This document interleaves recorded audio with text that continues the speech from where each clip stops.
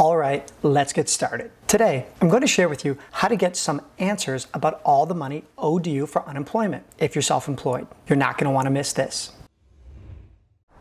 If you're watching this video, you should have already applied for the new unemployment benefits signed into law by the United States government. Specifically, we're talking about Pandemic Unemployment Assistance, also known as PUA. This new law extended unemployment benefits to the self-employed during these difficult economic times. Why haven't you been paid yet? What can you do to help process your application? How much money are you owed? I'm going to share with you the answers you need to know and the most important things to consider about your money. If you haven't watched my first video on how you can get unemployment if you're self-employed, then watch that first, then come back and watch this. For everyone else, the past few weeks have been a nightmare trying to apply for these benefits. Some states have seemingly done next to nothing to help move the process along. And other states are reporting that they're updating their systems, but the money still isn't being paid out. I'm here to tell you, you are not alone. I am outraged that this process has not been fixed yet. You've done everything right. You've applied online, you've called, you've waited on hold, and weeks later, still nothing. Why you haven't been paid yet is because your state's Department of Labor is deferring to the United States Department of Labor on how to process PUA applications. In other words, they don't know what they're doing. They're waiting on systems to be built and federal money to come in. And meanwhile, they're not paying you while they try to figure it all out. For example, if you applied for unemployment benefits the first week the CARES Act was signed into law, then you're owed at least $2,400, at least. And the law states that these benefits are to be paid retroactively. It's time to try a different strategy for getting your application processed. In the real world, if you are owed thousands of dollars from a company or business who isn't answering your calls, then you start a paper trail that clearly shows all your requests to get the money owed to you. This written evidence documents all your efforts to get paid and amounts owed to you. I'll come back to how you can easily create a paper trail in a few moments because I wanted to share with you 5 different strategies for helping with your unemployment application. Number 1, contact your state's governor's office. For example, here in New York, people online and in Facebook groups are reporting that after calling and waiting on hold, someone from the governor's team answers your call and then reaches out to the unemployment office on your behalf. Requesting that the governor's office reach out on your behalf is key. Use that exact phrase and language. If you don't feel like waiting on hold, you may have the option to leave a voicemail instead. Number 2, contact your U.S. state senator's office. Each state has 2 U.S. state senators, and these are the same 2 people who voted for these benefits to become a law. You can also open a case online submitting a request for help. This is official casework explaining your problem to someone at the federal government. Number 3, contact your U.S. Congress rep's office. This individual specifically represents your zip code in the House of Representatives. And this is the other half of Congress who also voted for these benefits to become a law. You can call and speak with a staff member, again, requesting someone reach out on your behalf. Or you can email online, but be sure to select, yes, I would like a response. Number 4, contact your state legislator's office. This is the assembly member representing you in your state capital, the same state capital where the Department of Labor processes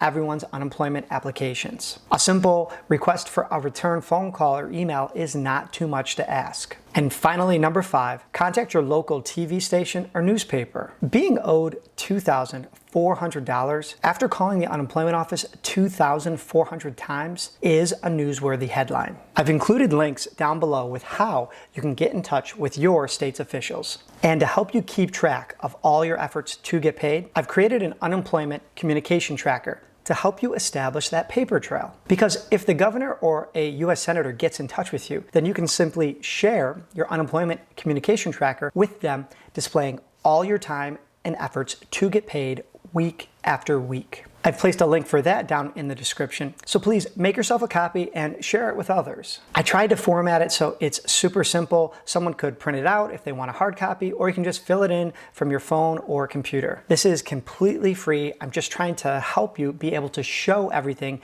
you've been trying so far. Moving on.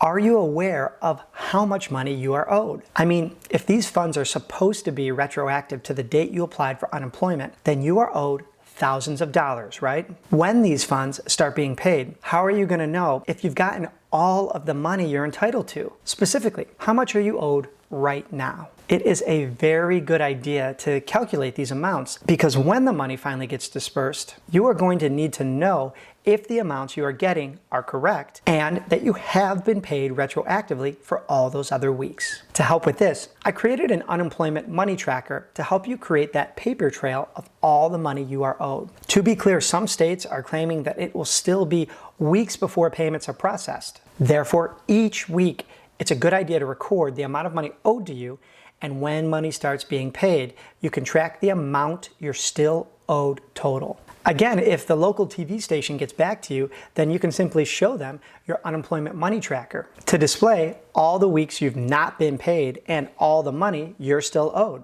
I've placed a link for that document down in the description as well. And my good friends Jake, Erica, and Bill took this a step further and created a spreadsheet that automatically does all the calculations for you. If you're into spreadsheets, then check out that more advanced version, but if you'd rather keep it simple or you prefer a hard copy you can just print out, then there is the unemployment money tracker document for you as well. By the way, thank you Jake, Erica, and Bill so much for helping. There's an old saying in business that if you can't measure it, you can't improve it. So my hope is that these records can help improve this confusing and frustrating situation for everyone.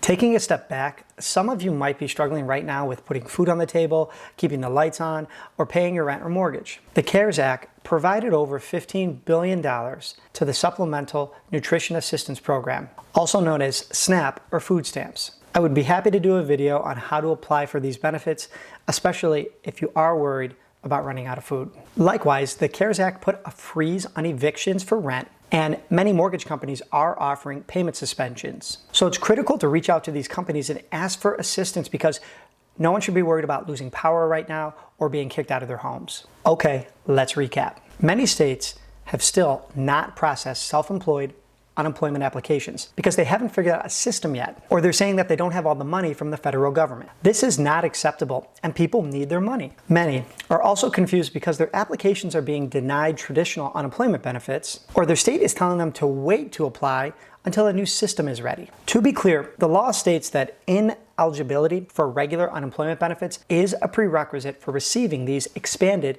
PUA benefits. If you already applied and received a confirmation number, then you do not have to take any action. Your claim is supposed to be reviewed by your state's unemployment office, and someone is supposed to get back to you. Therefore, if you're wondering if you need to apply a second time using the new portals, then the official answer is you're not supposed to have to file a second time. But if you do not have a confirmation number from your original application and no one's called you yet, then it might be a good idea to apply again. State websites have crashed, phone lines have been jammed, and unless you have that confirmation number, then there's no way to know for sure what's going on with your application. Also, each state is running their own timelines, so please help each other in the comments. Making everyone wait weeks or even months to get paid is not acceptable, and you need to hold each level of government accountable for helping to solve this problem. I've included links in the description to help you contact your state's governor's office, U.S. state senator's office, U.S. Congress representative's office, and state legislator's office. These leaders must help their constituents, you,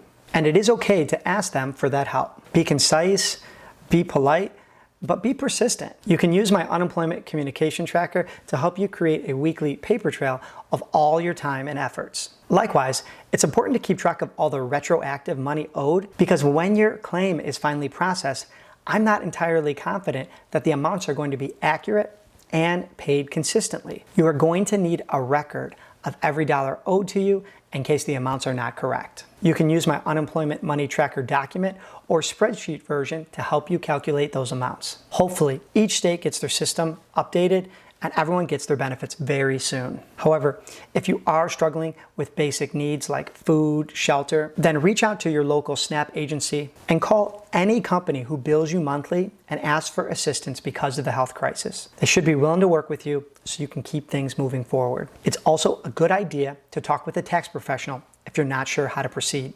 All right, let's wind this thing down. Thank you again to Jake, Erica, and Bill for helping me with this episode. And if you are new to the channel, please like, subscribe, and ring that notification bell. It really helps keep me going, and it makes me want to keep making these videos. I appreciate your encouragement and feedback in the comments, so thanks. If you did stay to the end, we launched a brand new private Facebook group for people who love talking money and learning about finances. Feel free to join, and you can be one of the first members to sort of help craft what this community is going to look like exactly.